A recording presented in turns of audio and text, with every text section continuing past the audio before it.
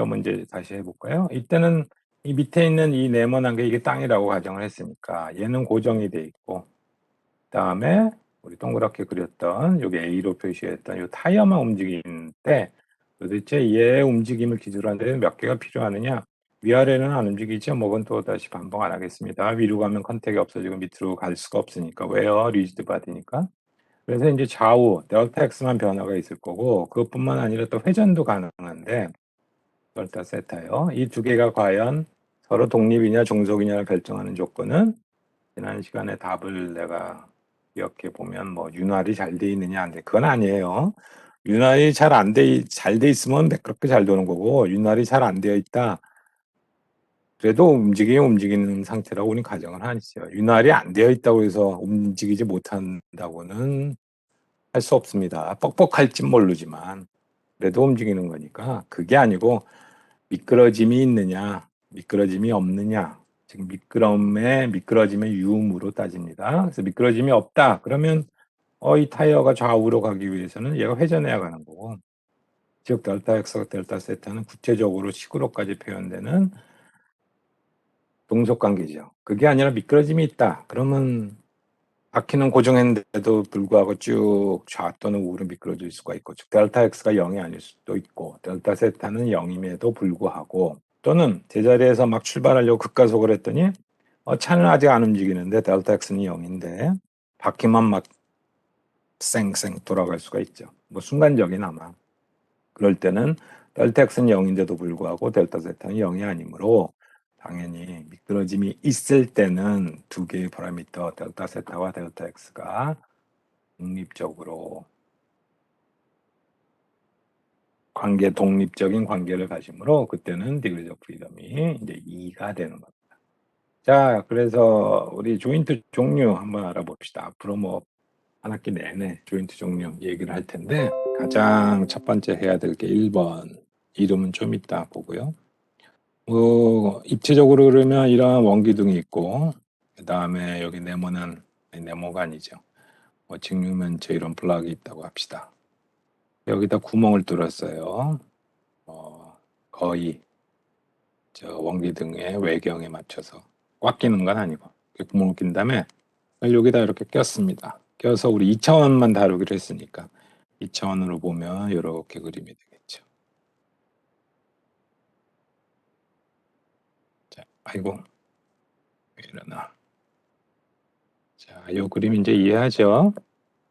자, 그리고 이 원기둥의 단면이 지금 이렇게 표시하면, 제도할 때 배웠나요? 이렇게 그리면 이건 뭐죠? 이렇게 그리면 이 표시가 뭐예요? 네, 단면이 원형이다라는 것을 의미를 합니다.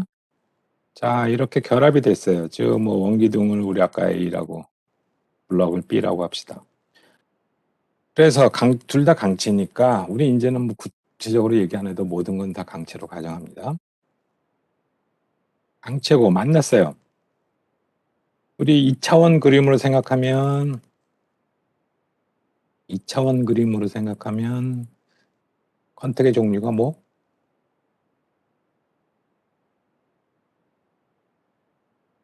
2차원. 2차원으로 생각하면 위에서 한 선, 밑에서 한 선이지만 라인 컨택으로 느껴지지만, 실제는 이거는 지금 3차원 물체이기 때문에 정확하게 얘기하면 이거는 서피스 컨택이죠. 그게 왜 중요하냐? 이거는 컨택의 종류가 바뀔 리는 없으니까. 근데 왜 그걸 굳이 얘기하냐면, 만약에 라인 접촉으로 보면 라인이 몇 개예요? 우리 그냥 생각하기에 위에서 라인 하나, 밑에서 라인 하나니까 그러면 조인트가 두 개가 생성됐나? 그렇게 생각할 수가 있단 말이에요. 라인이, 아니 이 그림에서 보면 윗선 아랫선 둘밖에 없으니까 무한계가 아니고, 입체적으로 생각해야 무한계지. 지금 이 그림에서만 보면, 평면도로 보면 위에선 아래선 하나밖에 없잖아요. 그러니까 라인 컨택으로 생각하면 안 되고, 실제로는 이거는 서피스 컨택 하나를 갖고 있다라고 생각을 하는 게 맞죠. 잠깐만요. 출결이 끝났으니까. 이거 뭐야? 이거 오류야? 뭐야? 허주명종? 이 맞나? 뭐 이름이 틀렸나? 일단 김승환 명 없어요? 예. 그러면 늦게라도 오면 끝나고 얘기하고요. 자, 그래서 지금 이렇게 결합이 돼 있고 우리 상대적인 움직임이라고 했으니까 둘 중에 어느 것을 고정해도 상관없어요. 예를 들어 뭐 쉬운 거니까 B를 고정했다고 가정합시다. B가 고정돼 있어요. 딱 붙어서 움직이지 않고 움직일 수 있는 건 이제 A뿐인데 잘 생각해 봅시다. 여기에 이제 내가 뭐 요소 설계 같은 거 배우면 뭐 키라는 것도 배우고 뭐 여러 가지 배울 텐데 그냥 쉽게 여기다 이렇게 스타퍼 구멍을 뚫고 못을 이렇게 박아놨다고 합시다. 자, 이렇게 해놓으면 얘 역할이 뭐예요? 왜 이렇게 했겠어? 그 빨간색 스타퍼의 역할이 말뜻 그대로 스타퍼잖아. 회전 방지. 아니 원 기둥에다 요걸 구멍을 뚫어서 껴놨다니까요. A가 움직이지 못한다? 아니죠. 왜 움직이질 못해? 한쪽 방향으로만 구체적으로 얘기하면 아니 이렇게 해놨어도 A가 자유롭게 좌 또는 뭐 돌아갈 수도 있잖아요. 하지만 어떻게 못 움직여요?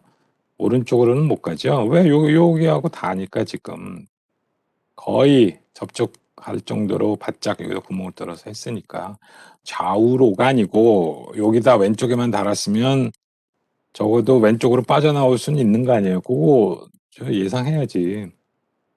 그쵸? 이거 이해 안 되는 사람? 이해 안 돼도 뭐 할 수 없고. 자, 그 다음에 왼쪽만 단 게 아니고 오른쪽에도 그럼 유사한 걸 또 이렇게 해놨다. 그러면 이제는 뭐 이제야 이제 좌우로는 움직임이 없단 말이에요. 있을 수가 없어요. 우리 좌표축을 여기를 X축 이걸 Y축이라고 하면 자 이때 여기 조인트가 생성이 됐는데 이 조인트의 디그리즈 오브 프리덤을 디그리즈 오브 프리덤이 얼마냐 물어봤어요.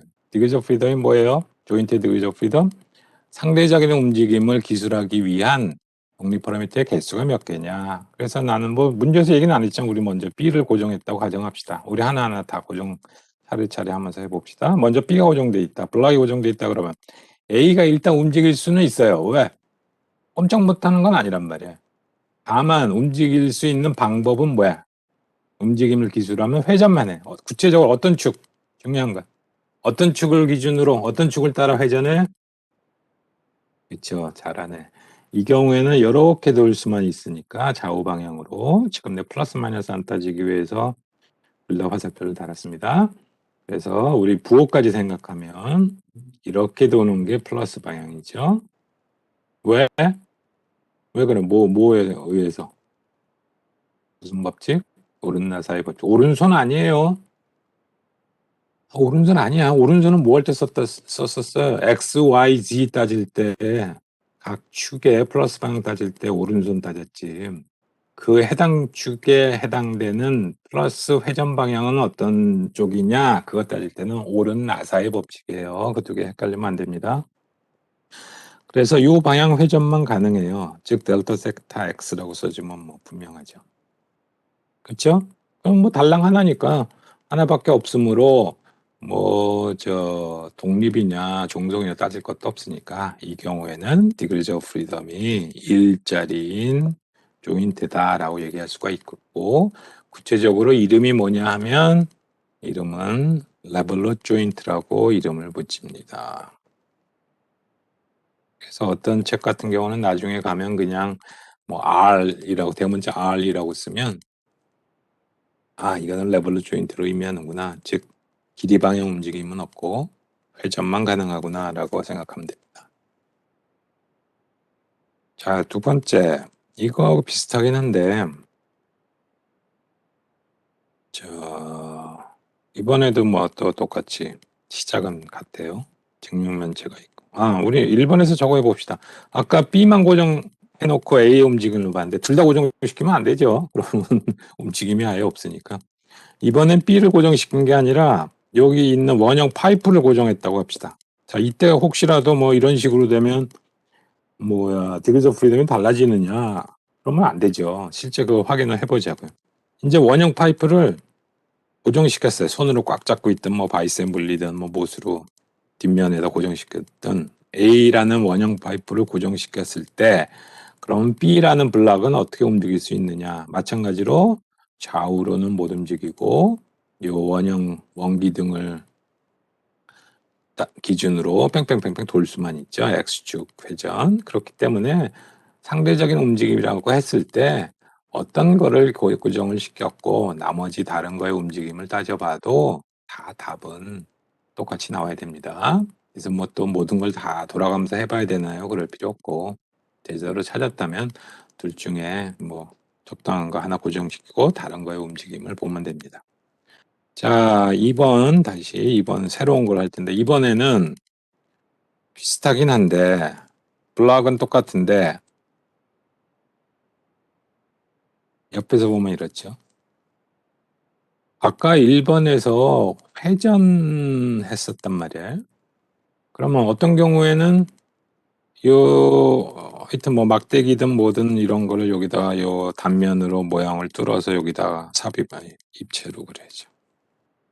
이런 각재를 여기에다가 구멍을 뚫어서 아까와 마찬가지로 삽입을 하면 봤더니 이번은 회전을 못해요. X축을 따라서. 왜 그럴까요? 어떤 경우는 회전을 못하죠? 아까 X축 따라서 회전할 수가 있었는데 회전하지 못하는 경우 언제 각져서 그러면 안 되고 그래서 물어보는 거지. 그러니까 이 특정 경우 말고 회전하지 못하는 경우를 일반적인 경우 강체면 회전 강체 지금은 기본이라 강체라니까 앞에 건 강체인데 왜 회전했어? 앞에서 강체인데도 회전했잖아 1번. 그렇죠? 모서리가 있어서 그러면 안 되고 각재라서 그러면 안 되고 마찰력 얘기하지 맙시다. 그렇죠? 이제는 지금 내가 왜 그걸 굳이 얘기했느냐? 이거 사각형이라서요. 그러면 안 된다는 거죠. 내가 안 되는 경우를 다 얘기하라고 그랬으니까 일반적으로 그렇다고 사각형, 삼각형, 사각형, 오각형, 뭐 마름 뭐요, 평행사변형 그거 따질 순 없잖아요. 아니 무슨 면접촉이 3개 이상일 때 지금은 그 면접촉이 몇 개였는데 면접촉이 3개 이상이면 못 돈다는 소리야. 일반적인 답을 얘기하면 아까 저 원형이었는데 지금같이 각이 있으면 이거 못 돈다는 거 확실하죠. 그런데 답이 각이 있어서 그러면 안 된다는 거예요. 왜? 예를 들어 우리 단면이 타원형인 막대라고 생각해 봅시다. 이러면 여기다가 이렇게 결합을 하면 타원형이면 돌아요, 못 돌아요? 못 돌지. 그러니까 정답은 뭐냐면 원일 때만 회전이 가능하고 원이 아닌 모든 경우는 그러면 이제 회전을 못하죠. 그래서 지금 예를 들었듯이 단면이 이런 뭐 정사각형이든 직사각형이든 이런 경우는 뭐 마찬가지고 회전을 못할 겁니다. 다만 이제 평면도로 그렸더니 위에 그림하고 비슷하긴 해요. 단 앞면이 원형이 아니라 이때는 뭐 이렇게 생겼습니다라고 표시를 하면 이때 다시 블럭을 A라고 하고 요거를 B라고 하면 이때는 아까 우리 여기서 했던 이 스타퍼는 없네요. 스타퍼 없이 그냥 이렇게 결합만 해놨어요. 그래서 A와 B는 따로만 안 해도 강체이기 때문에 링크와 링크가 만나서 조인트가 형성이 됐고 조인트 몇 개? 조인트요. 한 개. 컨택의 종류는요. 조인트가 어떻게 4개가 나올까? 뭐 면접적으로 봅시다. 면접 보는 게 아니고 면접적이죠. 자, 이때는 이 조인트의 디그리즈 오브 프리덤을 구하시오. 상대적인 움직임을 기술하기 위한 독립 파라미터의 개수가 몇 개냐 물어봤어요. 상대적이라고 그랬으니까 우리 만만하게 또 A 고정합시다. A 고정해놨으면 B는 이제 어떻게 움직일 수만 있어요? A의 움직임을 나타내는 파라미터가 뭐냐? 구체적으로 그렇게 물어봤어요. 아니 미안합니다. B의 움직임을 나타내는 기술하는 파라미터가 뭐냐 물어봤어요. 방향 물어본 게 아니고. 그러니까 파라미터가 뭐냐 물어봤어요. 방향 물어본 게 아니고 지금 파라미터가 뭐냐 물어봤어요. 그랬더니 지금 X축 한 게 X라고 그러면 안 되죠. 아직도 X라고 그러면 안 되고 X가 아니라 델타 X라고 해야 되죠. X는 변이 위치를 나타내는 거고 델타 X가 움직임을 나타내는 거죠. 앞에 델타를 붙여야 되죠. 움직임을 나타내는 거는 아직까지도 X라고 여전히 답하지 말고 델타 X가 움직임을 기술하는 파라미터가 되죠. 이거 말고 또 있어요? 없죠. 하나니까 뭐 독립 종속 따질 것도 없고 그냥 degrees of freedom은 1. 아니 뭐 A만 고정시켜서 답 그럼 뭐 B 고정시킬 땐 다른가요? 해봅시다. B를 고정했어요. 단면이 원형이 아닌 막대기를 꽉 잡고 있으면 마찬가지로 A라는 큰 블럭은 회전 X축 방향으로 회전 안 되고 X를 따라서 델타 X의 움직임만 있을 테니까 여전히 degrees of freedom은 1이죠.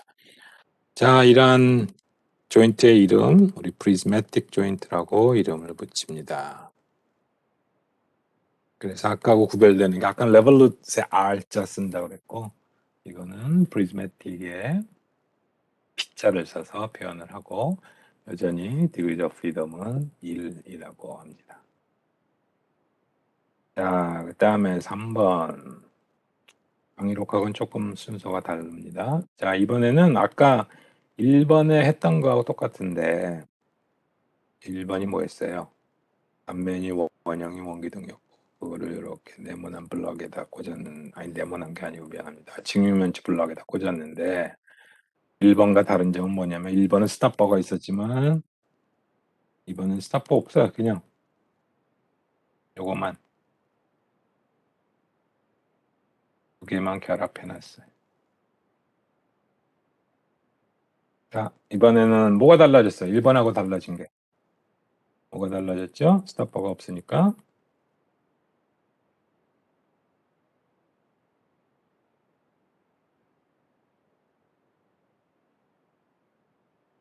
그치. X축으로도 이동이 가능해졌기 때문에 예를 들면 또 A를 고정시켰다 그러면 B의 움직임이 이제는 두 가지가 있죠. 뭐 X축 방향 델타 X가 있을 수 있고 그 다음에 회전 X축을 따라서 도는 델타 세타. 지금 부호는 표시를 안 한 겁니다. 그래서 일단 움직임 보여주기 위해서 양쪽 화살표 썼어요.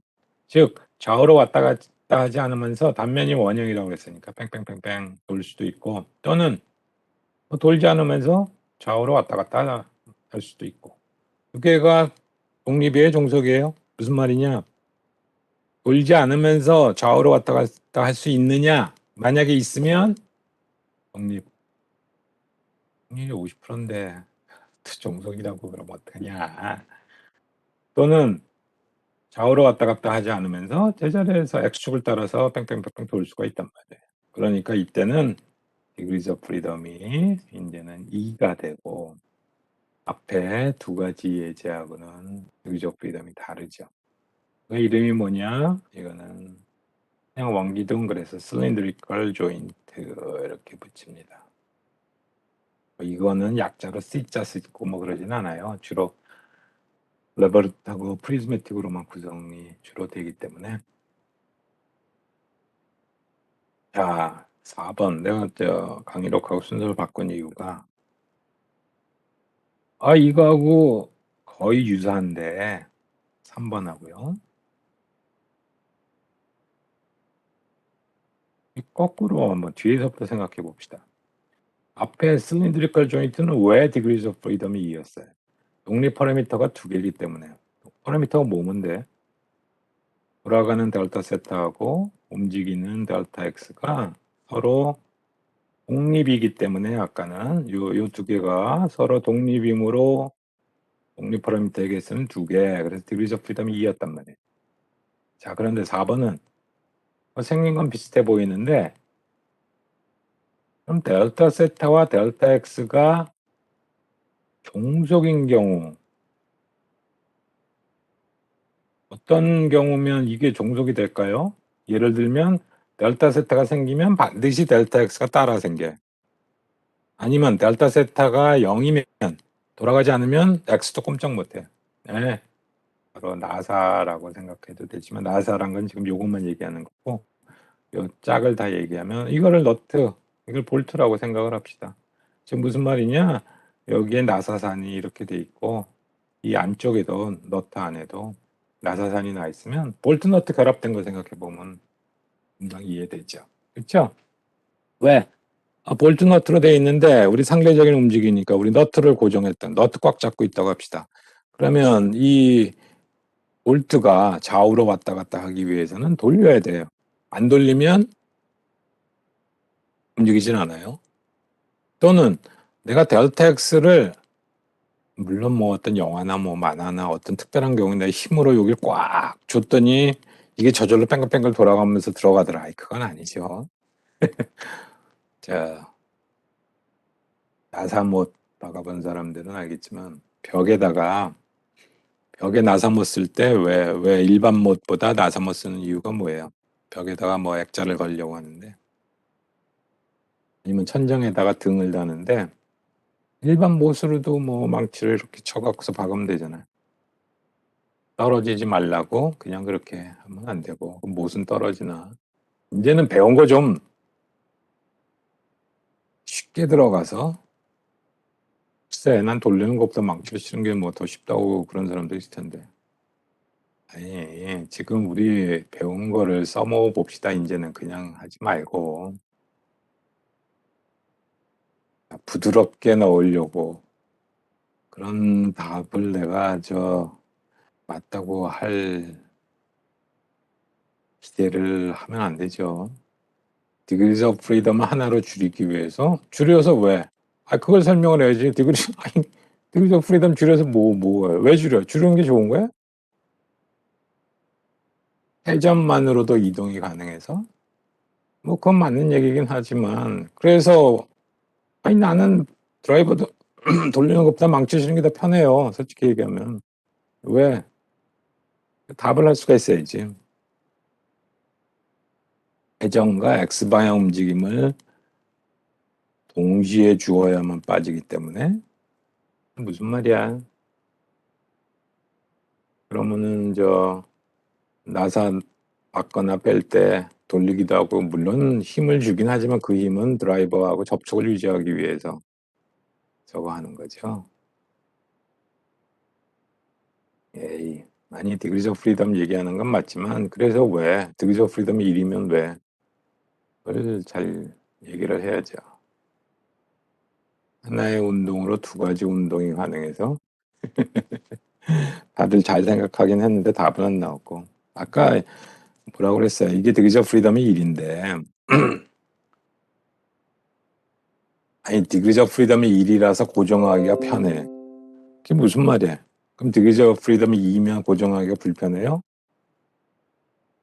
우리 천정에다가 뭐 그렇게 잘 알면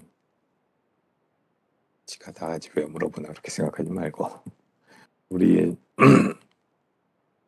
무거운 하중을 받는 물체를 고정시켰다고 합시다. 이게 지금 나사못이에요. 그러니까 이 천장이 지금 얘기한 너트가 되는 거고 이게 볼트죠. 천장은 뭐 당연히 고정되어 있으니까 이 볼트를 우리 아까 얘기했던 원기둥으로 생각하면 되죠. 단 나사산이 있어야 돼요. 자, 이게 조인트가 형성이 됐고 이 조인트 이름은 뭐냐? 이름 아직 얘기 안 했나? 이 3번, 4번 조인트 이름은 이거를 헬리컬 조인트라고 이름을 붙입니다. 그 일반 못을 썼을 때하고 나사 못을 썼을 때하고 뭐 생긴 건 겉에서 보면 비슷한데 아니 왜 굳이 나사 못을 쓰느냐? 뭔가 이유가 있을 거 아니에요. 그 이유가 뭐 여러 가지로 있을 수가 있지만 우리가 방금 배운 걸 좀 써먹어 보자는 거예요. 그 관점에서 한번 해석을 해보자. 아니 이거를 한 이유가 뭐예요? 이 밑에다가 뭐 전등이든 뭐든 뭘 달았기 때문에 하중이 MG가 걸리죠. 아니면 뭐 애들이 뭐 조그만 그네를 달았든 뭘 달았든 하여튼 밑으로 자꾸 끌어당기는데 못이 일단은 빠지면 안 된단 말이에요. 그런데 좀 전에 헬리컬 조인트 설명할 때 얘기했듯이 이 상대적인 움직임은 두 가지가 있죠. 이렇게 돌 수 있는 게 있고 이렇게 길이 방향 움직일 수 있는 게 있고 근데 두 개가 서로 종속돼 있어요. 그래서 이론적으로는 이 나사못을 위로 밀어 넣거나 아래로 빼내려면 어떻게 해야만 돼? 이론적으로는 회전 돌려야지만 이게 왔다 갔다 하는 거지.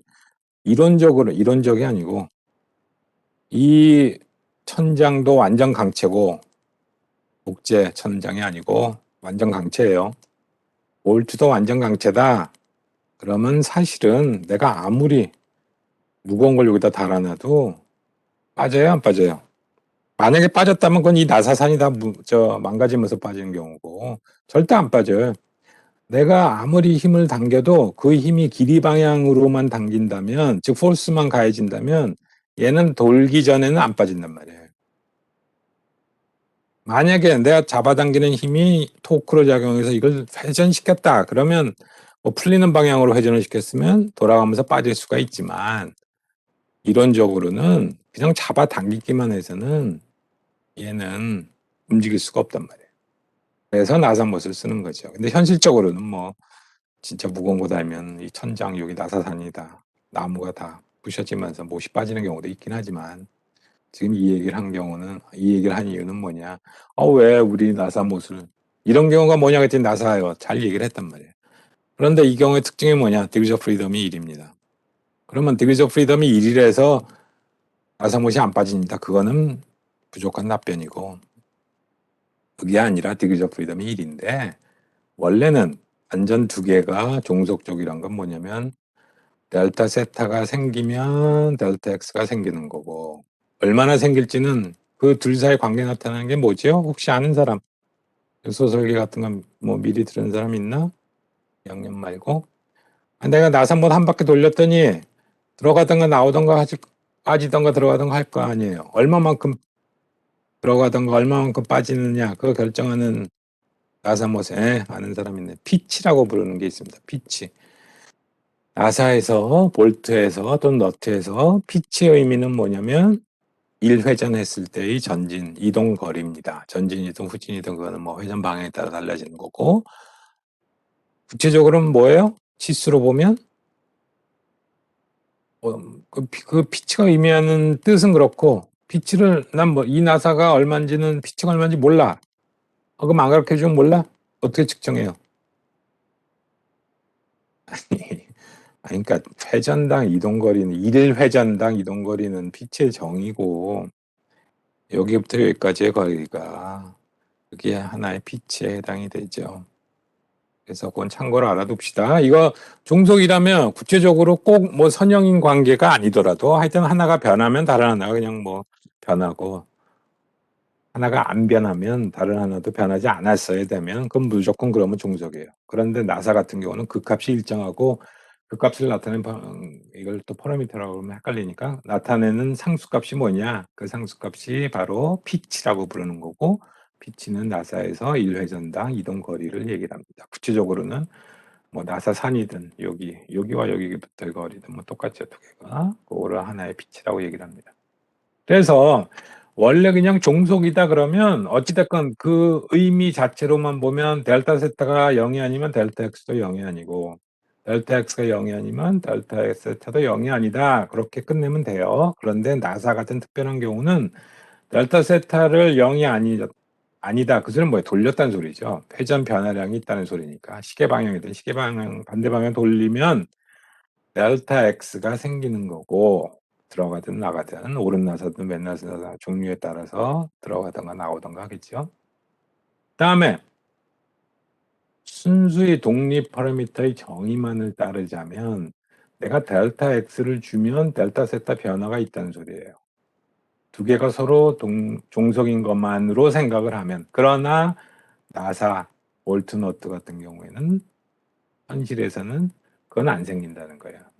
왜? 아까 내가 얘기했듯이 나사못을 머리를 아무리 손으로 누른다고 이걸 내가 손가락으로 아니면, 물론 망치로 치면 들어는 가죠. 그 나사못 박을 때 처음에는 뭐 이거 하기 위해서 조금 망치로 치긴 하지만 그 다음에 돌려 박아야 된단 말이야. 그게 아니라 끝까지 망치로 쳐서 나사못 박는 사람은 그건 진짜 안 됩니다. 그러면 도리어 이 구멍만 어떻게 돼? 나사못을 망치로 끝까지 쳐서 박으면 구멍만 커지면서 더 잘 빠지죠. 그러면 안 됩니다.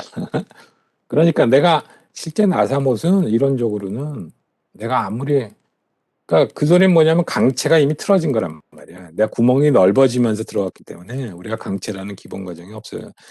위배된 거니까 그걸 생각 안 한다면 이론적으로는 내가 델타 X를 주려고 막 눌러봤자 얘가 저절로 뺑글 슈퍼맨이 뭐 영화에는 나오죠 그런 거. 손가락으로 쫙 누르면 뺑뺑글 돌아가면서 막 너무 빨리 들어가서 연기 나면서 들어가는데 그거는 현실에서는 작용 안 한다는 겁니다.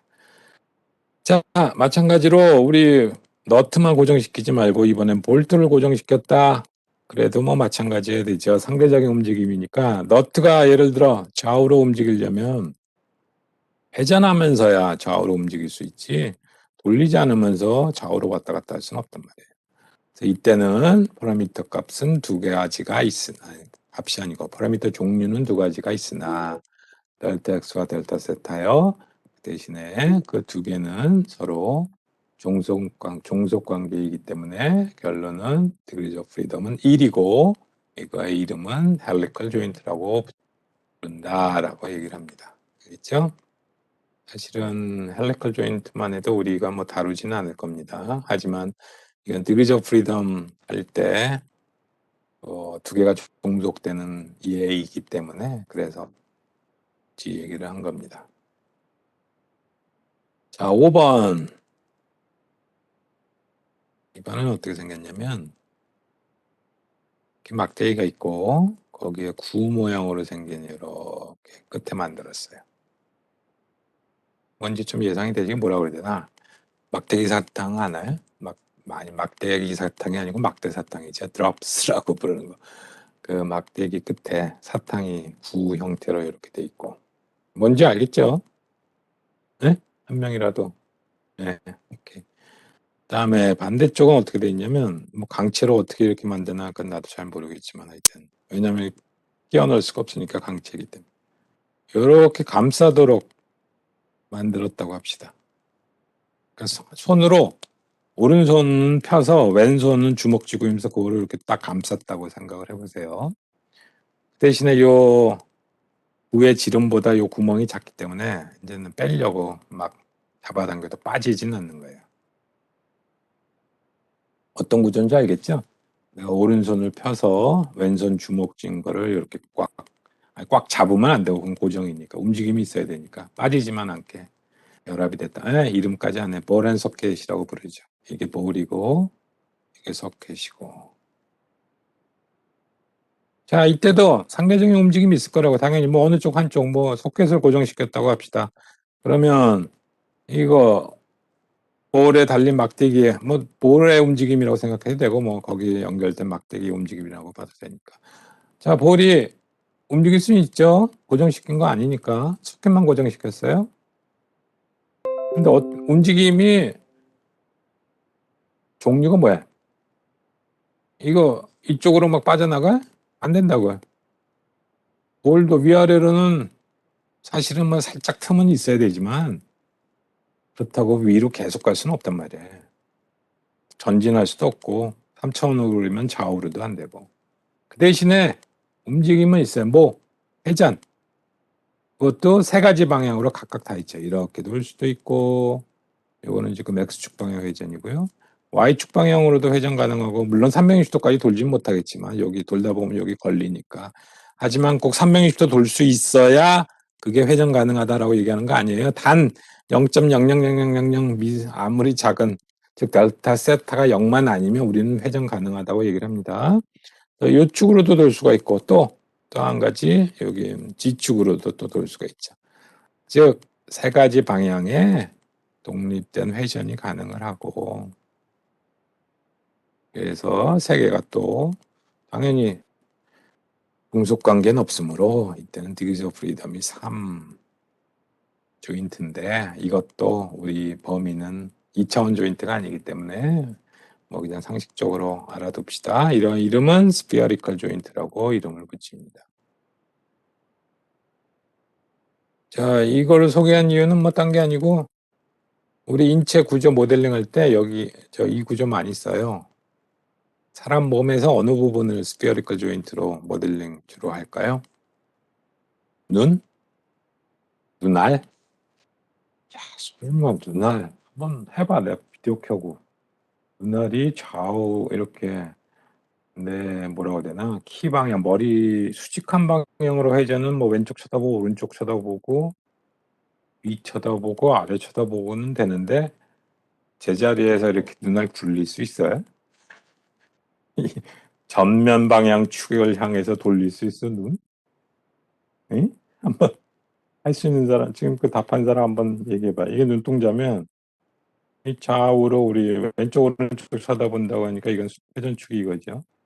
그다음에 위아래, 그러면 이렇게 위아래니까 회전축이 이건데, 내가 지금 얘기한 건 뭐냐면, 저 슈퍼맨이 레이저 쏠 때 레이저 나가는 축을 중심으로 눈알 이렇게 굴릴 수 있냐고. 뭐 죄송할 건 없어요, 그냥. 이건 아니니까. 아이, 물론 구조는 볼 소켓하고 유사하죠. 몰라요. 나는 그 생물학적인 해부 했을 때 과연 이게 어떻게 생겼냐는 잘 모르지만, 그거 말고, 근데 그게 왜 죄송해. 관절인데, 그냥 관절이라고 하면 안 되지. 그럼 엘보, 여기 저 팔꿈치가 이렇게 생겼어. 어? 무릎. 내가 또 이제 그거 한번 해보라고 할까? 무릎 이렇게 세축 방향으로 다 돌릴 수 있어? 이게 이 좌우로 왔다 갔다 하는 거는 꼭 마치 그 관절이 도는 것처럼 보이나? 그러면 안 돼요. 이 위쪽 허벅지 부분을 꽉 붙잡고 걔는 꼼짝 못하도록 꽉 고정시키고 나서 한번 돌려봐. 그러면 앞으로 발차기 할 때처럼, 앞사람 찰 때처럼 하나 움직이죠? 그 다음에 약간은 꼭 뭐 발목 돌리는 것 같이 보이긴 하지만 신발이 시계 반대 방향으로 돌아가면서 가는 것 같아. 그런데 꼭 무슨 저 좌우로 우리 뭐예요? 이 진자 돌리듯이 왔다 갔다 하는 거는 이 허벅지 부분 꽉 붙잡으면 건 안 되죠. 그래서 목 얘기자. 목은 확실하죠. 목 부분은. 물론 이거는 이제 간략히 모델링 했을 때 그렇다는 겁니다. 목은 우리 앞뒤로 좌우로 그다음에 뭐 뒤돌아볼 때 그럴 때 돌리는 거면 삼축 회전이 다 가능하죠. 근데 그것보다도 어깨가 이제 제일 많이 되는 겁니다. 어깨 부분이 물론 어깨 관절은 사실은 정확하게 모델링을 하면 파라미터가 5개예요. 그리고 회전뿐만 아니라 뭐 우리 왜 그러냐면 이거 뭐라 그러지? 이 가슴을 이렇게 오므리는 운동, 뭐 좀 이렇게 가슴을 쫙 피는 운동, 그게 이제 상체까지 다 결합된 운동이긴 하나 어깨 측 조인트 자체도 그걸 지원해 주기 때문에 사실은 디그리즈 오브 프리덤이 더 많을 수도 있지만 어찌됐건 보통 어깨 관절을 스페어리컬 조인트로 많이 단순화해서 모델링 한다라고 그냥 참고로 알아두기 바랍니다. 5번도 우리가 뭐 다룰 건 아닙니다. 그다음에 접촉 유형? 이거는 뭐 서피스 컨택으로 봐야죠. 라인도 아니고 포인트도 아니잖아. 그다음에 물론 실제로는 살짝 떠 있겠죠. 그 유격이라고 하는 게 있어서. 하지만 완전히 면 접촉을 했다고는 해도 미끄러짐이 생기면 하나가 고정됐을 때 다른 쪽 움직일 수가 있으니까 접촉 유형이 뭐냐? 그러면 우리는 서피스 컨택으로 하는 게 맞죠.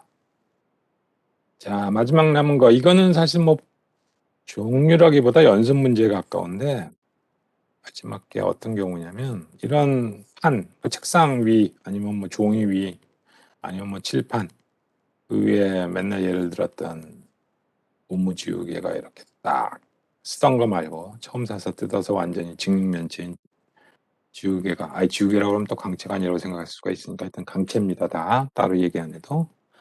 그러면 얘도 당연히 조인트 생겼죠. 어디 밑면에 A의 윗면하고 B의 아랫면이 서피스 컨택하면서 조인트가 생성이 됐어요. 그러면 이때는 이 조인트의 디그리지 오브 프리덤이 얼마?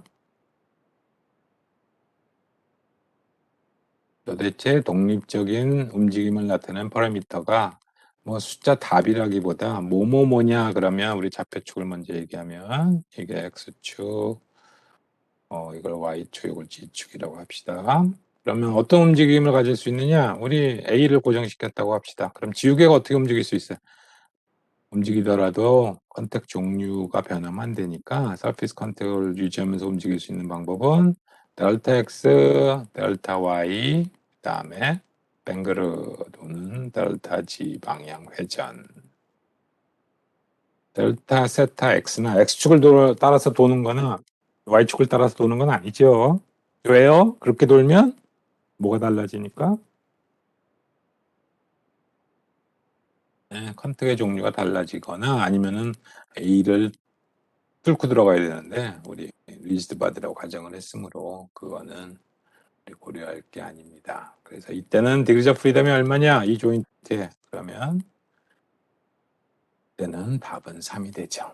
자, 그래서 우리 제일 많이 쓸 거는 아까 처음에 배웠던 1번하고 2번. 그냥 말뜻 그대로. 이거는 쉽죠. 왜냐면 우리 그러면 레볼루션에서 온 거니까. 아니, 왔다기보다 어원은 레볼루션이 맞겠죠. 레볼루션은 명사형이니까. 하여튼 회전하는 조인트다. 회전만 하는 조인트. 그러면 레볼루션 조인트라고 부르고, 길이 방향으로만 움직인다. 꼭 직선일 필요는 없어요. 길이 방향으로만 움직인다 그러면 그거는 프리즈매틱 조인트다. 그래서 이 두 가지를 제일 많이 쓸 거고, 각각은 디그리즈 오브 프리덤이 1짜리입니다. 그다음에 예를 들어 실린드리컬 조인트다 그러면 이거는 특징이 디그리즈 오브 프리덤이 2에서 파라미터 두 개가 있는데 두 개가 서로 독립이다. 되두기 바랍니다. 자, 그러면 이제 분류법이 있어요. 분류법이 뭐냐? 이 조인트의 종류를 배웠는데 우리 조인트를 이렇게 카테고리별로 나누는데 원 프리덤 조인트다. 사실 이 말은 뭐 중요한 게 아니고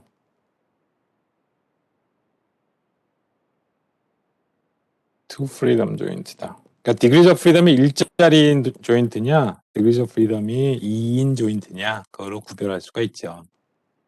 그러니까 예를 들었던 뭐 3 이상인 거는 우리는 안 다룰 거고, 디그리즈 오브 프리덤이 1짜리 조인트 뭐 있었어요? 레볼루트 조인트 있었고, 프리즈매틱 조인트 있었고. 다음에 디그리즈 오브 프리덤이 2짜리는 실린드리컬 조인트 있었다고요. 실린드리컬. 즉 이 원 프리덤이란 게 뭐 디그리즈 오브 프리덤의 1이란 소리고 요거는 2란 소리. 이건 뭐 별거 아닌데 그 다음에 이제 하는 게 이러한 조인트들을 뭐라고 이름을 붙이느냐, 즉 디그리즈 오브 프리덤 1짜리인 조인트들을 뭐라고, 이 그룹명이 뭐냐면 풀 조인트라고 이름을 붙입니다. 풀.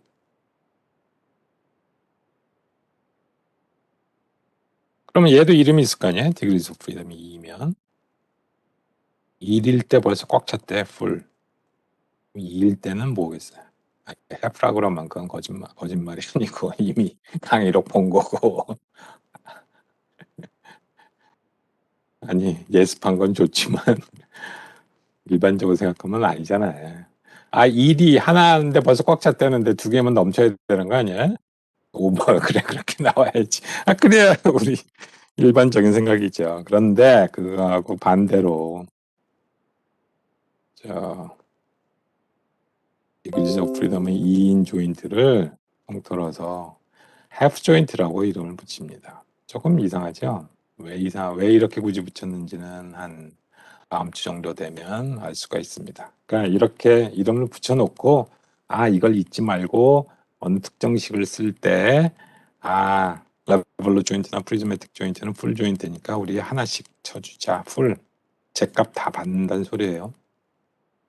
그런데 혹시 디그리즈 오브 프리덤이 2짜리인 조인트가 있으면 너는 반값밖에 안 쳐줄 거야. 그래서 half 조인트라서 그거는 반 개로만 쳐준다. 그런 뜻입니다. 그거는 이제 식 배울 때 알 수 있습니다. 자, 몇 가지 연습 문제 조금 더 해보죠.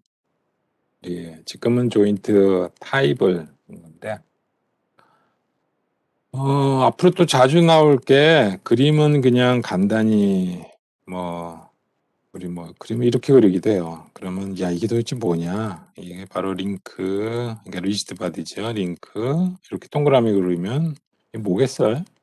보통 어떤 조인트요? 그 조인트는 조인트인데 어떤 조인트? 점? 우리 점 조인트란 걸 언제 배웠어요? 우리가 조인트 배운 거는 왜 이렇게 점이라는 사람이 레볼루 조인트를 의미하는데 이게 도대체 어떤 구조냐? 이렇게 만들었다고 생각하면 되죠. 여기 링크가 있고 여기에 이렇게 나무 가공을 해서 쇠로 만들다. 이렇게 하나는 이렇게 생겼어요. 다른 하나는 마찬가지로 직육면체인데 여기다 구멍을 뚫었어요. 뭐 알겠죠? 어떻게 그 다음에 얘를 여기다 이렇게 갖다가 결합을 했단 말이에요. 입체적으로 그린다면 뭐 굳이 이렇게 그렸지만 뭐 이렇게 설명해도 되고, 또는 여기다 구멍 뻥 뚫고 이제 완전히 평면으로 그리면 여기도 구멍을 뚫어서 어떻게 해요? 얘를 끌어다가 이렇게 해서 거기다가 핀을 꽂았다고 합시다. 그 핀이면은 또 링크가 또 하나 생긴 거 아니에요? 그렇게 생각하지 말고 그냥 핀, 동그란 원형 단면에 핀만 빠지지 않고 돌아가도록 꽂았다고 생각을 하면, 그러면 요 조인트는 무슨 조인트냐? 당연히 레볼루 조인트죠. 왜?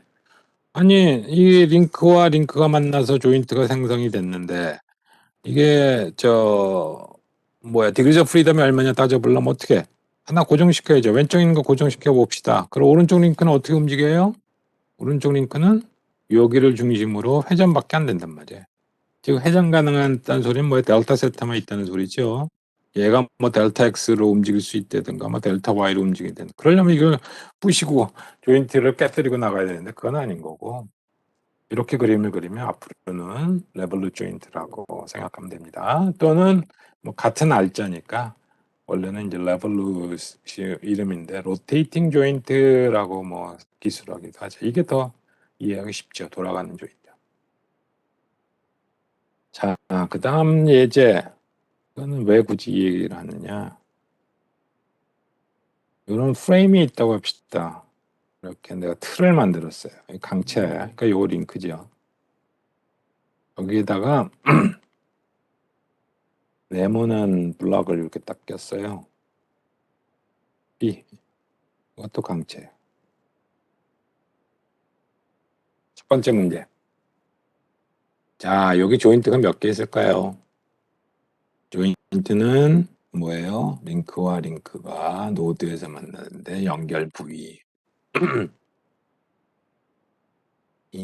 내가 이제는 좀 익숙해질 때 되지 않았나? 벌써 답은 보이지 않아요?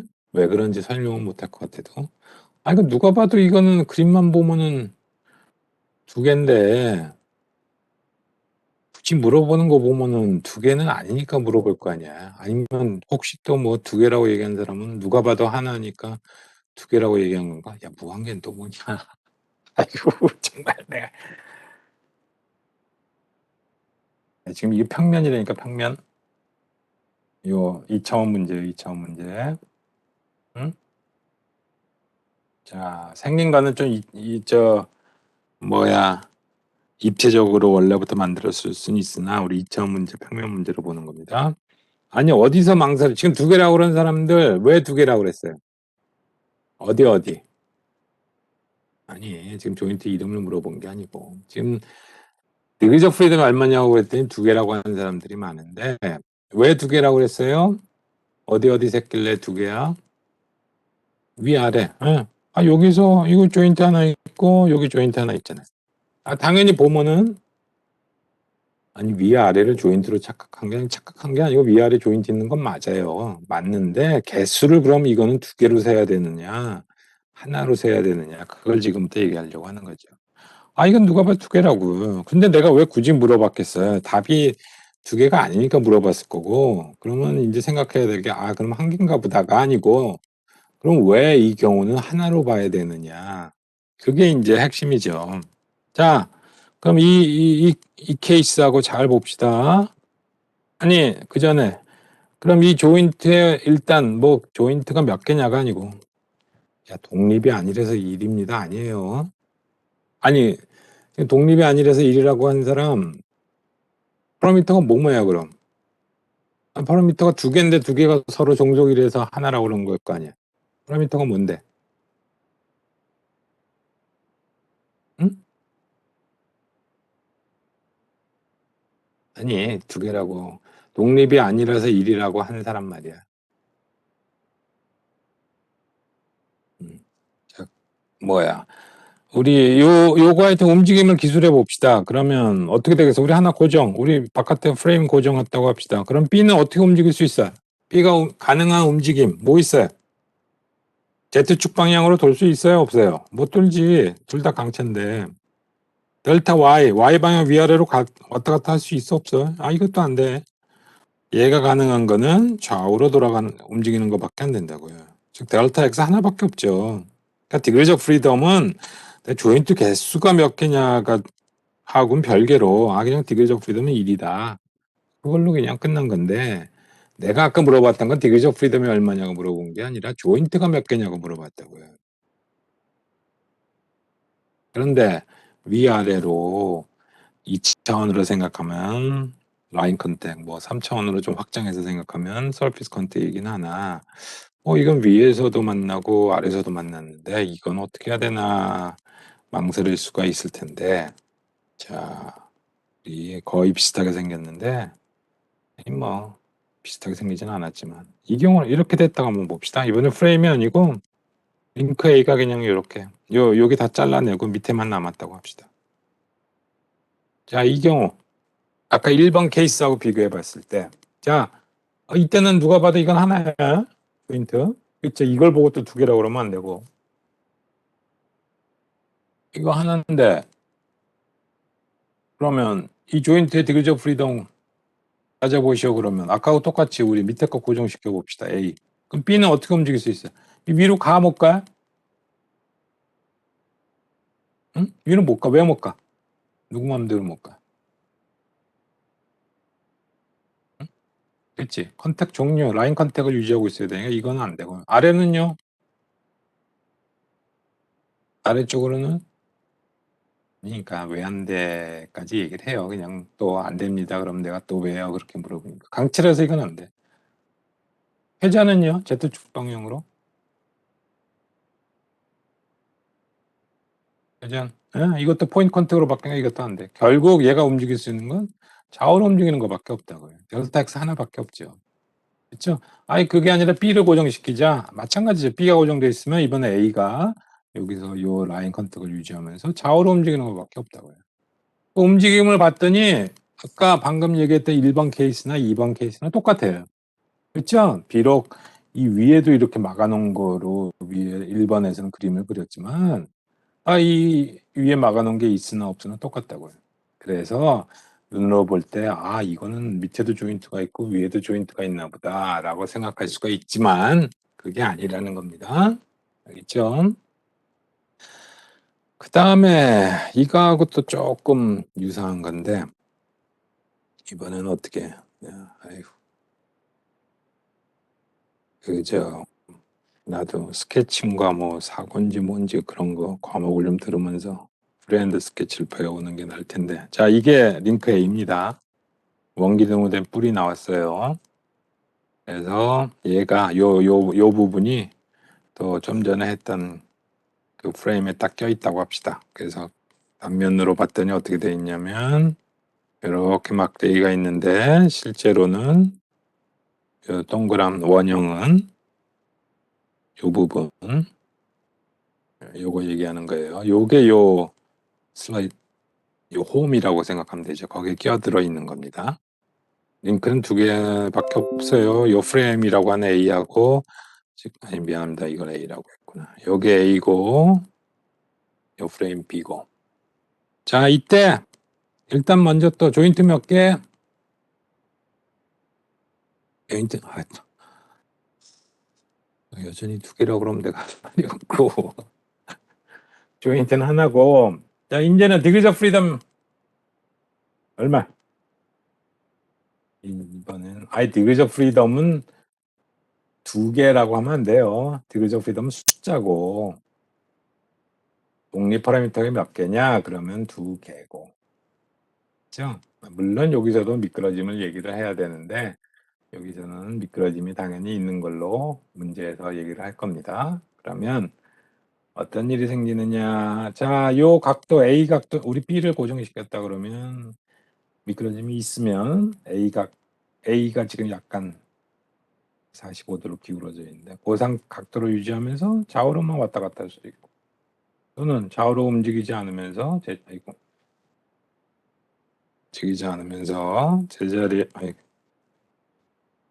제자리에서만 뺑뺑뺑뺑 돌 수도 있죠. 그래서 이때는 디그리즈 오브 프리덤이 2다. 그러면 아까 분류법에 의하면 어떤 조인트야? 풀 조인트야? 협 조인트야?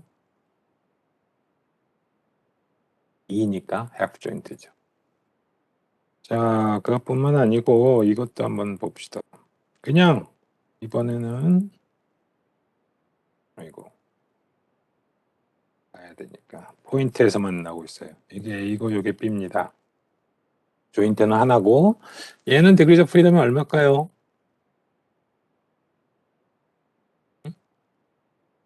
2죠. degrees of freedom이 2죠. 왜? 요 포인트에서 만났는데 우리 좌표표 이렇게 따져보면 이 B의 방향이 바뀌지 않으면서 그대로 각도를 유지하면서 좌우로 왔다 갔다 할 수 있죠.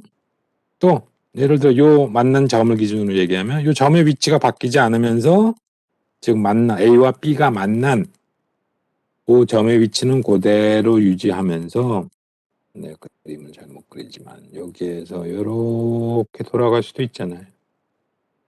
그렇죠? 요 테두리 따라서 물론 이쪽으로 가면 여기는 안 되겠지만 하여튼 요 외형을 따라서 만난 점의 위치가 변하지 않으면서 조금씩 돌아갈 수가 있단 말이에요. 요 단면이 꼭 원형이어야 되느냐? 그거 아니에요. 원형 아니더라도 뾰족한 형상이면 오목한 형상이면 뭐 안으로 들어갈 수가 없지만 그러면 회전도 가능하니까 단 회전이 0만 아니면 그거는 우리 회전한다고 얘기를 하고 얘도 마찬가지로 델타 세타 Z 이축을 중심으로 돌 수 있고 델타 X 좌우로 움직일 수가 있으니까 이제 델타 Y는 0이란 건 뭐 더 이상 얘기하지 않을게요. 얘도 degrees of freedom이 2인 F 조인트다.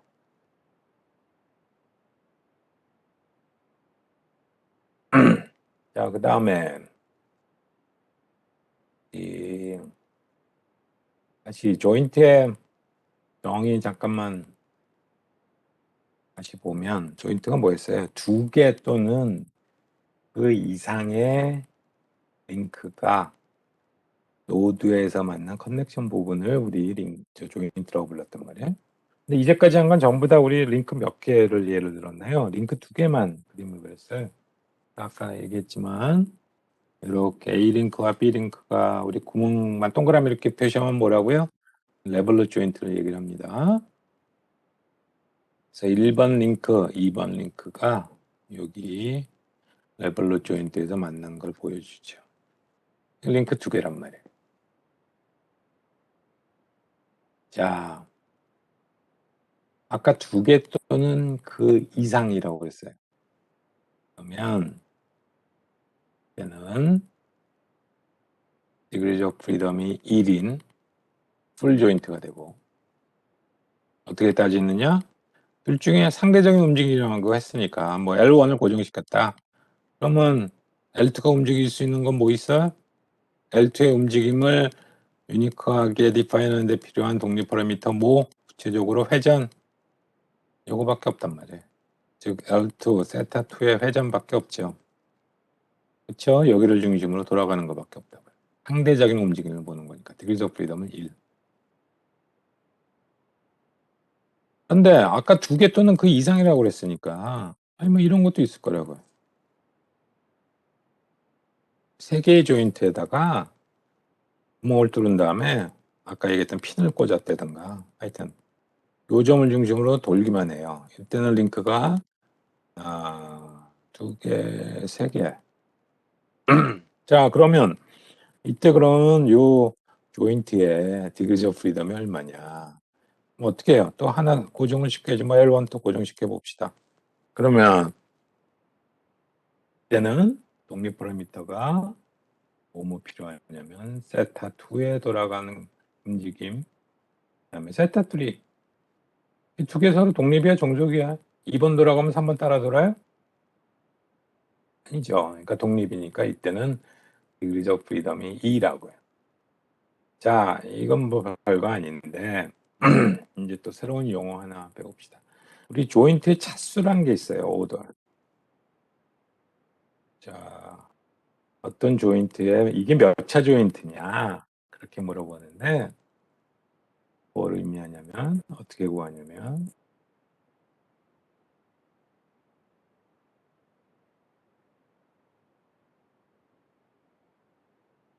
이렇게 됩니다. 내가 이거 앞으로 파운드 사인 쓴 거는 넘버예요. 개수. 자, 조인트의 차수가, 차수라고 그러면 틀리네. 차수 몇 차? 우리 2차 방정식, 3차 방정식 할 때 그겁니다. 조인트도 1차 조인트냐, 2차 조인트냐, 뭐 그런 게 있는데, 그거는 도대체 뭐 갖고 얘기하느냐? 조인된, 결합된 링크들의 개수가 아니고, 거기서 뭐, 뺀 거야, 하나. 그러니까 아까 처음 예제로 가서, 이거는 뭐야? 이건 몇 차 조인트? 조인트의 이름, 조인트의 디그리 오브 프리덤 물어보는 게 아니고, 이건 그냥 몇 차 조인트냐? 그러면, 지금 링크가 2개가 조인됐죠? 그러니까 이거는 2에서 1 뺀 1차. 요거는요, 링크 하나, 둘, 3개가 조인됐으니까 전체는 링크 개수가 3개인데 거기서 1을 뺀 2차 조인트가 됩니다. 그렇죠? 여러 가지 표현으로 된다는 거 알아두고요. 이거 지금 2차 조인트 그린 거 그거 많이 봤죠? 어디서 봤어? 3개가 아니라 막 10개, 15개 저렇게 생긴 거 있잖아요. 어디서 봤어요? 뭐? 엔진은 뭐 실린더가 여러 개 연결돼서 하나의 축에 매달렸으니까 뭐 비슷하게 볼 수도 있고요. 그것보다 로터리 엔진 잘하네. 그런 거 말고 좀 우리 일상생활에서 쓰는 쉽게 볼 수 있는 거 뭐 그렇지 맞는 칼, 뭐 우리 흔히 맥가이버 칼이라고 부르는 스위스 아미 나이프 본 사람들 없나? 이거 옛날에는 뭐 스위스 한번 갔다 오면 당연히 하나씩 사오잖아요. 적십자 마크돼 있고 여기 뭐 빼면 칼, 그다음에 뭐 펼치면 뭐 가위, 뭐 아니 가위인가 하여튼 뭐 드라이버 뭐 얘기하는지 알죠? 응? 네. 이건 뭐야? 이게 다 하나하나 바디까지 케이스까지 다 링크인데 이거 뭐 비싼 돈 가격에 비례하죠. 제일 비싼 거 사면 막 15개, 20개가 종류별로 쫙쫙쫙 있는데 그 회전축은 다 동일하단 말이야. 그럴 때는 야, 이 스위스 아미 나이프 이거 차수가 몇 차 조인트냐 그러면 케이스까지 세야 됩니다. 거기 빠지는 것만 세면 안 되고 케이스도 반드시 그것도 링크예요. 그래서 전체 개수에서 하나 뺀 게 바로 차수가 되죠. 자, 아까 우리 아까가 아니고 지난 시간에 마지막에 미끄럼이 꺾고 했던 거 다시 가봅시다. 몸만 더. 이 땅 위에 타이어. 그러면 얘는 이미 고정돼 있고 얘가 움직이는데 이걸 A라고 그러고 이걸 B라고 하면 B의 움직임은 하여튼 2가지가 가능해요. 하나는 뭐냐? 델타 세타 회전, 그다음에 델타 X 움직임. 그런데 이 2가지를 서로 독립이냐 종속이냐만 본다면 독립이냐 종속이냐를 따지는 기준은 뭐라 그랬어요? 미끄러짐의 존재 유무. 그래서 미끄러짐이 있다. 그러면 델타 세타와 델타 X는 서로 간에 종속 관계고, 아이고 미안합니다. 서로 간에 상관이 없어요. 안 돌고도 움직이고 안 가면서도 뺑뺑 돌 수 있으니까 이때는 degrees of freedom이 2고 우리 분류법으로 하면 이거는 half joint다. 만약에 미끄러짐이 없다 그러면 그럴 때는 델타 세타, 델타 X라는 2개의 파라미터가 있으나 둘 사이가 서로 종속 관계이기 때문에 이때는 degrees of freedom이 1이고 이걸 분류하면 이거는 full joint다. 오늘 또 한번 우리 배운 거 한번 써먹어봤습니다. 차수는 몇 차? 1차. 왜? 링크 2개가 만났으니까 조인된 링크의 개수는 2고 거기서 2를 빼니까 이건 1차 조인트. 있죠? 자, 다음에 또 우리 용어를 또 정의를 해야겠네. 잠깐만요. 이걸 빼고 타이핑을 해야 돼서 좀 앞으로 뽑고 합시다.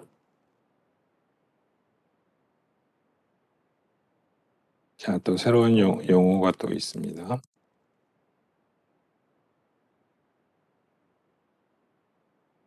잠깐만요. 아이고, 네. 뭐로 타이핑을 안 했는데. 자, 키네매틱 체인이란 걸 배울 건데, 이거 뭐 다 책에도 있고, 강의록에도 있으니까, 지금 따라 적으려고 하지 말고,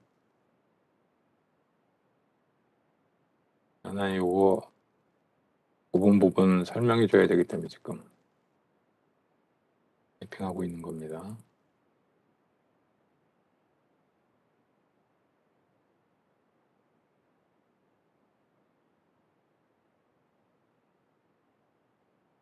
자, 크게 할게요. 자,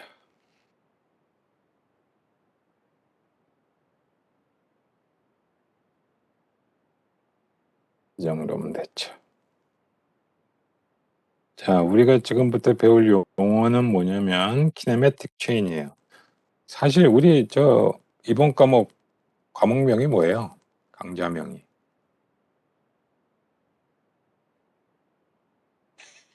아는 사람 없어. 됐어. 예. 메타니즘? 야, 무슨 메타버스에서 무슨 예. 미케니즘 디자인이에요. 아니, 물론 키네매틱스를 배우지만 과목명은 미케니즘 디자인이지. 근데 우리 지금 아직까지 메커니즘이 뭔지도 모르죠. 저 정의는 안 했다고요. 머릿속에서만 지금 뭐 조금 상상하고 있지. 그래서 우리 지금 이제야 비로소 메커니즘의 정의를 배우려고 해요. 그런데 그 전 단계에서 뭘 배워야 되느냐? 바로 전 단계에서 필요한 게 바로 요 키네매틱 체인입니다. 이걸 배워야 그 다음에 메커니즘이 뭔지를 알 수가 있어요.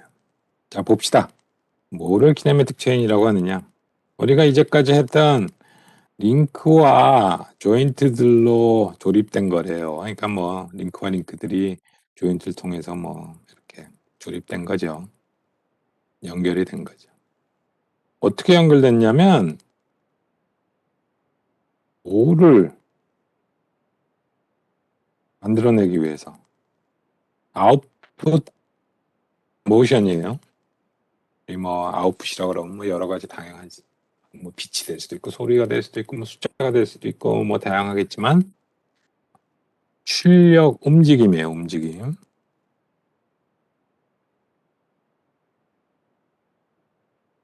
어떤 때 뭐에 대해서 내가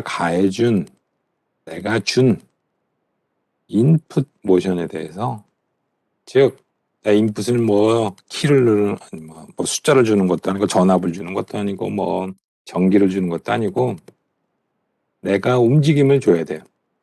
그러면 그 움직임에 대해서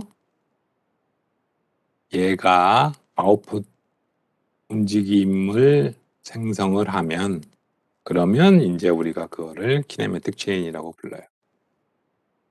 뭐 일반적으로 얘기하면 움직임이 없다. 그럼 그건 당연히 뭐 키네매틱 체인이 아니란 말이에요. 내가 아무리 뭐 붙잡고 흔들어 보고 뭐 인풋 모션을 막 줘봤는데 눌러도 보고 당겨도 보고 휘어도 보고 했지만 휘는 건 아닙니다. 제가 리지드 받이기 때문에 아웃풋이 전혀 안 나오더라. 그럼 그건 당연히 키네매틱 체인이 아닙니다. 그런데 여기서 핵심은 뭐냐? 컨트롤드 아웃풋 모션이래요. 그냥 아웃풋 모션이 아니고 컨트롤드 아웃풋 모션. 아니 이거 뭐 자동제어에서 배운 그겁니까? 피드백 컨트롤입니까? 그게 아니고 이거를 쉽게 이해하는 방법은 그럼 컨트롤드 아웃풋 모션하고 반대되는 개념이 뭘까요? 이거의 반대는 뭐라고 생각하면 되냐면 랜덤으로 생각하면 돼요. 랜덤 뭐 다들 알죠? 무슨 말이야? 오늘은 이 레버를 딱 당겼더니 아웃풋 모션이 저렇게 나왔어요. 근데 좀 있다가 내일 와갖고서 똑같은 인포메이션을 주는데 내일은 또 다르게 나와요. 그러면 그거는 컨트롤드 아웃풋 모션이 아니라고요. 컨트롤드 아웃풋 모션이란 건 꼭 무슨 수식으로 표현이 되고 뭐 법칙이 있고 그런 것보다 하여튼 뭐 법칙은 맞죠. 꼭 수식은 아니더라도 주어진 인풋 모션에 대해서 항상 같은 아웃풋 모션이 나와야 우리 그걸 컨트롤드 아웃풋 모션이라고 그러지. 똑같은 인풋 주었는데도 불구하고 그때마다 막 다르다. 그러면 그거는 컨트롤드 아웃풋 모션이라고 부르지는 않습니다. 예를 들면 뭐 있어요? 뭐 있나? 키네매틱 체인에서 예를 들면 뭐 있을까요? 내가 움직임을 줬더니 아웃풋 모션이 이렇게 나오는 거. 문? 문? 문은 좀 그렇지. 문은 사실은 링크 그냥 인풋과 아웃풋 모션이 동지 아니야? 같은 거? 내 문을 열었다 그러면 내가 인풋 모션 준 게 문을 여는 움직임이고 그럼 아웃풋이 뭐야? 아웃풋은 내가 인풋 준 게 그냥 문이잖아. 문의 움직임은. 블라인드? 블라인드는 좀 그 줄이 있기 때문에 그러니까 되도록이면 야, 전등이 뭐 저 전등이냐 그게 링크와 조인트들로 이루어졌나? 아니 제일 흔한 거 뭐 있어요. 변기 레버는 잘 얘기했지만 그건 아닌 거예요. 자동차 생각해 봅시다. 자동차에서 뭐 있어요 자동차? 응? 아 옛날 자동차. 아 요즘 자동차도 그런 거 있어요. 요즘 자동차도 스위치를 눌러서 하는 게 아니고 뭐야 저 돌려서 여는 차도 있습니다. 야, 사이드 미러 지금 그러니까 스위치 눌러서 정기적으로 하는 거 말고 그리고 손으로 뭐 제 사이드 미러는 저는 손으로 닫아요. 그럼 아까 문화가 똑같잖아요. 그거 막 자동차에서 뭐 왜 그 답이 안 나오지? 그치 조향 핸들. 내가 저 핸들을 돌리는데 스티어링 휠이라고 부르는 핸들을 돌리는데 내가 준 인풋 모션은 뭐예요? 엑셀이라고 하는 사람은 자동차 구조를 지금 알고 얘기하는 건가? 아니 지금 자동차 운전은 아직 뭐 실제 안 해봐서 모르는 경우도 많겠지만 그리고 안에 정말로 링크와 조인트로 이루어져 있는지 뜯어보지 않아서 모르겠지만 인풋 모션과 아웃풋 모션을 설명하기엔 이게 이제 제일 적당하죠. 인풋 모션이 뭐예요? 자동차 조향 장치에서 조향 장치는 전진 또는 후진해서 방향을 바꾸는 겁니다. 조향 장치가 뭐냐? 핸들의 움직임이 내가 인풋 모션이 되죠. 근데 이걸 이쪽으로 돌리든 이쪽으로 돌리든 아니면 돌아가지 않게 꽉 잡고 있고. 내가 가해준 인풋 모션에 대해서 아웃풋 모션이 뭐야? 잘 얘기해요. 내가 왜 잘 대답하라고 하는지 알겠죠? 내가 준 인풋 모션에 대해서 아웃풋 모션은 뭐야? 그렇죠. 바퀴에 차체 회전 그러면 안 되니까 내가 잘 얘기하라고 했겠지. 내가 인풋 모션을 시계 반대방에 돌렸더니 좌회전합니다. 그러면은 차 서 있는데 내가 중립에다 놓고 아니면 시동 안 걸고 돌리긴 빡빡하지만 핸들 돌리면 차가 좌회전해? 그건 아니죠. 자동차 구조를 잘 모르면 처음 들을 수도 있지만 자동차는 어떻게 돼 있냐면 내가 흔히 핸들이라고 얘기하는 스티어링 휠을 돌리면 여기에 물론 요즘 유압에 전기적인 장치 많이 붙긴 하지만 제일 기본적인 건 내가 핸들을 돌리면 앞바퀴에 요 조향각이 변해요. 그래서 요 앞바퀴에 회전 그러면 또 헷갈리니까 타이어 돌아가는 것도 회전이라고 하니까 다 돌아가는 건데 이축을 중심으로 차가 전진하든 후진할 때 돌아가는 이축도 있고 당연히 그거 말고 위에서 봤을 때 요렇게 돌아가는 거 그게 우리 조향각이라고 합니다. 그래서 스티어링 휠에 내가 회전 움직임이 내가 인풋 모션이고 앞바퀴의 조향각 변화가 아웃풋 모션이에요. 이건 당연히 컨트롤드 아웃풋 모션이 나와야 되죠. 왜? 이게 만약에 랜덤이다 그럼 무슨 소리야?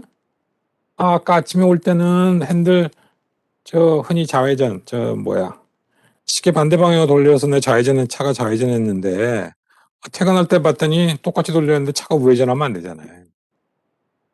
이런 게 바로 컨트롤드 아웃풋 모션이다. 아까 변기 레버 잘 얘기를 하긴 했는데 내가 그거는 조금 일반적인 변기는 사실은 우리 수세식 변기 구조 다 안에 혹시 뚜껑 열어본 사람 있나? 이거 레버를 이렇게 누르면 여기 돌아가죠? 요축을 중심으로. 그게 인풋 모션이고. 그러면 아웃풋 모션은 뭐야?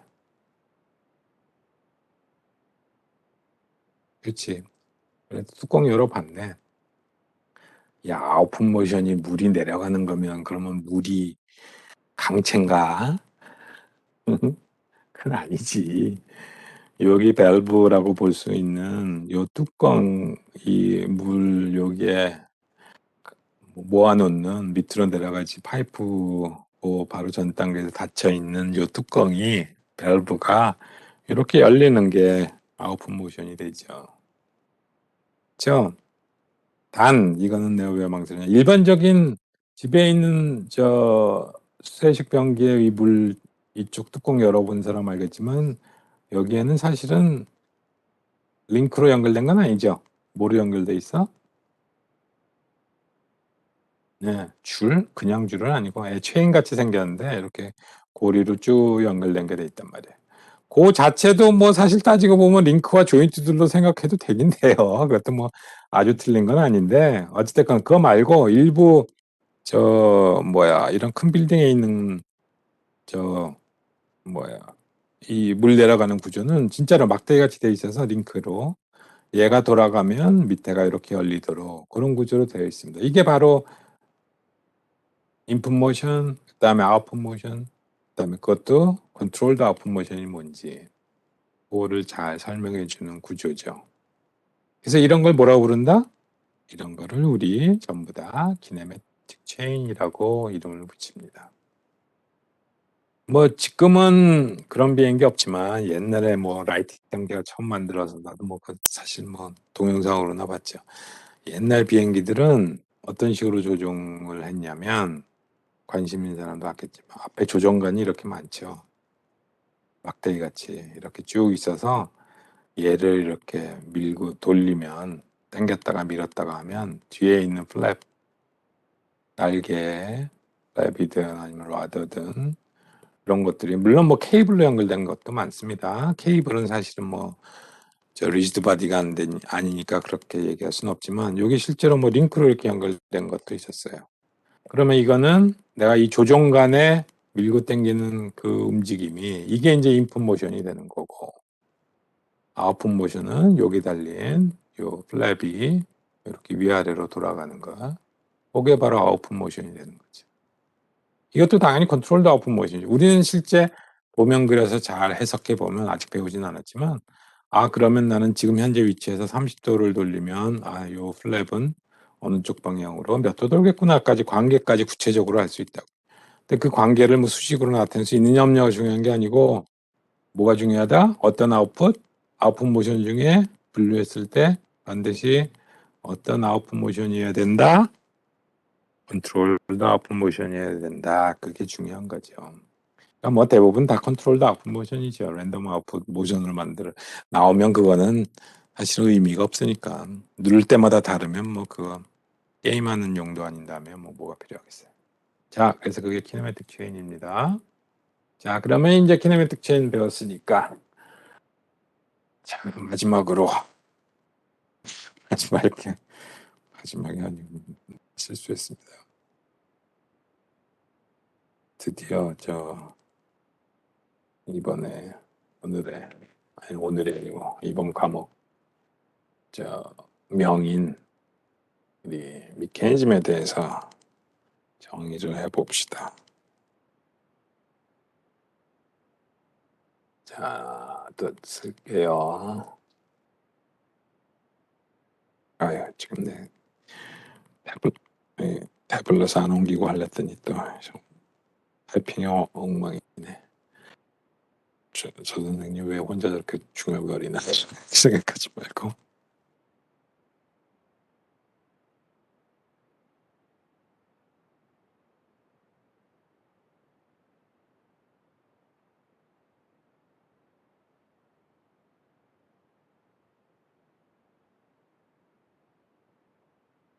자, 이게 이제야 우리 과목명에 쓰인 단어를 배웠습니다. 도대체 메커니즘이 뭐냐 이제는 알아야 되죠. 봅시다. 메커니즘이 뭔가. 자, 메커니즘은 뭐를 메커니즘이라고 부르느냐? 일단 기본이 키네매틱 체인이어야 돼. 키네매틱 체인 방금 배웠죠? 링크와 조인트들로 이루어졌는데 주어진 인풋 모션에 대해서 컨트롤 아웃풋 모션이 나오면 그러면 이제 키네매틱 체인이에요. 그런데 모든 키네매틱 체인이 다 메커니즘이냐? 그건 아니고 이제 또 붙었죠. 적어도 하나니까 하나 이상의 링크가 어때야 된대요? 미안합니다. 틀렸습니다. 그라운드가 아니고 그라운디드예요. 그라운디드 돼 있어야 된대요. 그라운디드가 무슨 말이냐? 그라운드 명사 뜻은 뭐 알겠지만 땅이죠. 땅에 파묻혀 있다고 생각하면 돼요. 땅에 구멍 파서 꽂아놨다. 링크를 어느 한쪽을 아니면 뭐 밑에 콘크리트 부을 때 한쪽 묻어나와서 딱 고정돼 있다. 즉 그라운드 돼 있다는 거는 고정돼 있다고 보면 됩니다. 고정. 링크가 여러 개 사용됐을 텐데 적어도 하나 이상의 링크가 고정돼 있으면 그러면 우리 이제 비로소 미케니즘이라고 부릅니다. 미케니즘이 더 그룹이 커요. 집합이 헤미틱 체인이 커요. 키네매틱 체인이 더 큰 집합이고 그 안에 일부가 메커니즘인데 그 구별하는 기준은 뭐냐? 하나 이상의 링크가 고정돼 있으면 그러면 이제 메커니즘이라고. 자, 그럼 문제. 아까 자동차 조향장치 예를 들었잖아요. 조향장치 뭐 내부 구조는 아직 잘 모르나 핸들을 이렇게 돌리면 즉 인풋 모션을 가하면 앞바퀴가 조향각이 변해. 그게 컨트롤 아웃풋 모션이에요. 그러면 키네매틱 체인이에요. 자, 문제. 얘가 그러면 메커니즘이냐 아니냐 따져보시오 했어요. 메커니즘이 아니에요. 이거 정의에 의하면.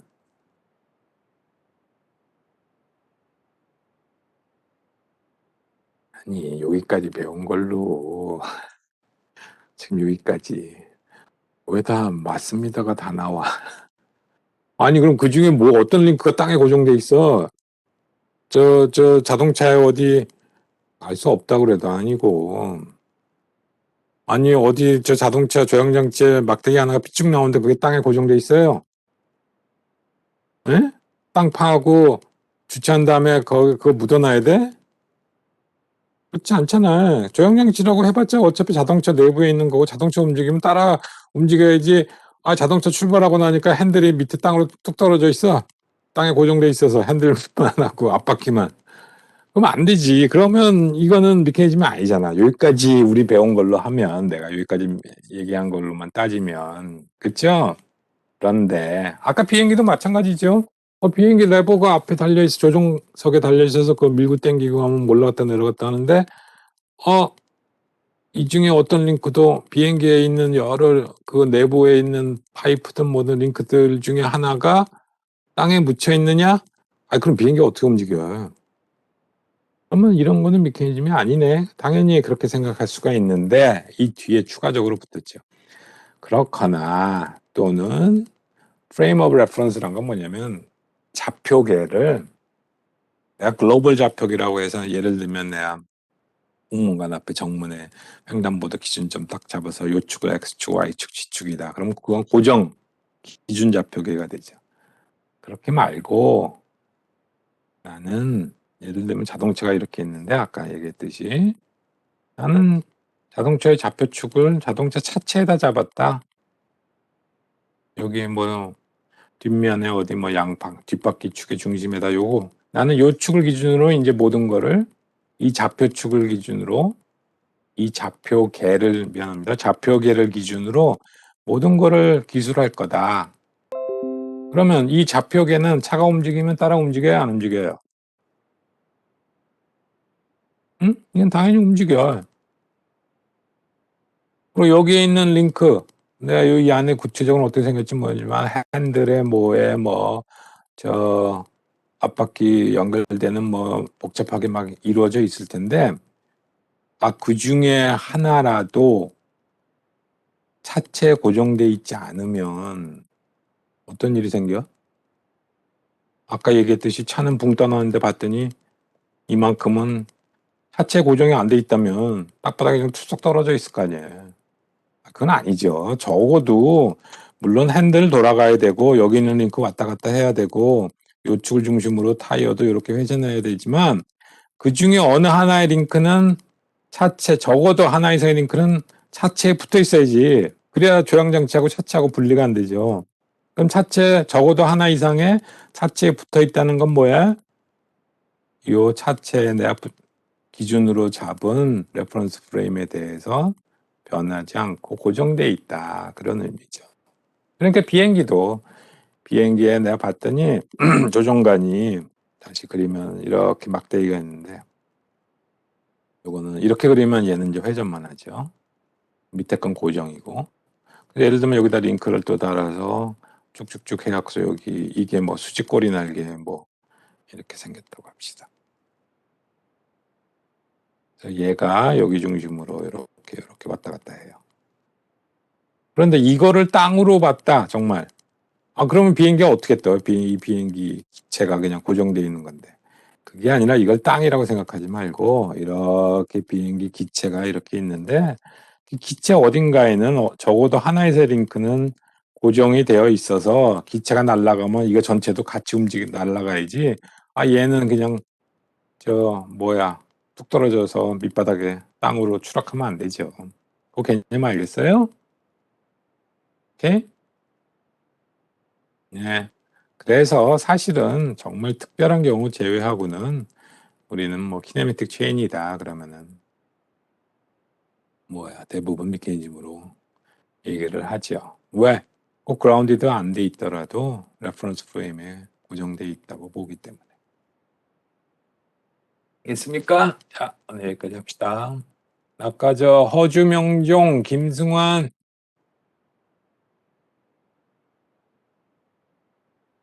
오케이, 오늘 여기까지 합시다.